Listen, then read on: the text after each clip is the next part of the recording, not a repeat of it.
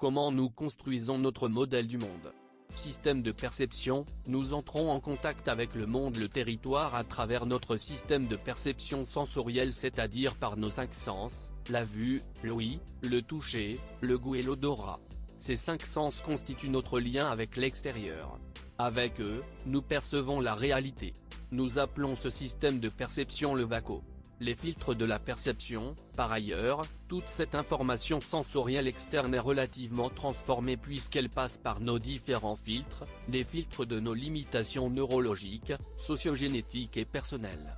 Les filtres du cerveau qui sélectionnent, distorsionnent et généralisent.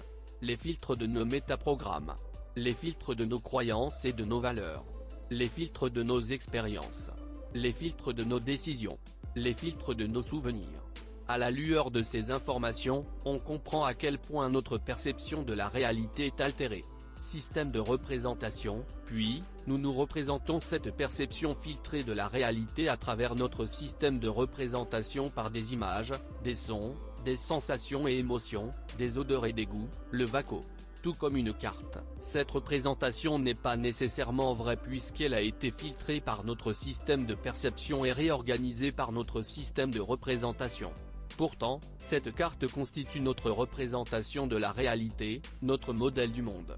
Le modèle du monde d'une personne, le modèle du monde d'une personne est composé de ses perceptions présentes et de ses représentations présentes, antérieures et futures. C'est le processus de combinaison de ces différentes informations sensorielles qui appauvrit ou enrichit notre modèle du monde. En effet, notre expérience de la réalité est indirecte, car tout comme la carte n'est pas le territoire, notre expérience est uniquement celle de notre propre perception et représentation de la réalité et non pas celle de la réalité elle-même.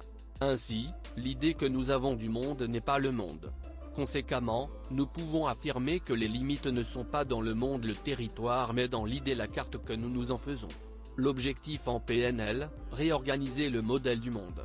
La PNL s'intéresse à la structure de l'expérience subjective, c'est-à-dire au processus, à la façon dont les informations sensorielles sont codées et organisées.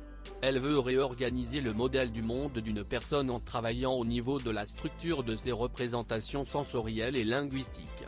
La réorganisation au niveau de la structure linguistique sera abordée en détail dans la formation de praticien.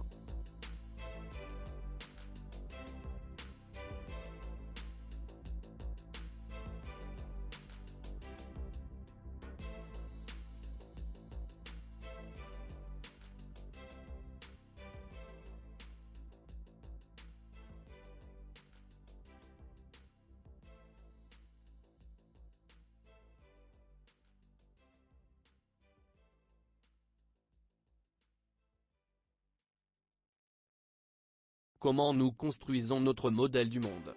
Système de perception, nous entrons en contact avec le monde, le territoire à travers notre système de perception sensorielle.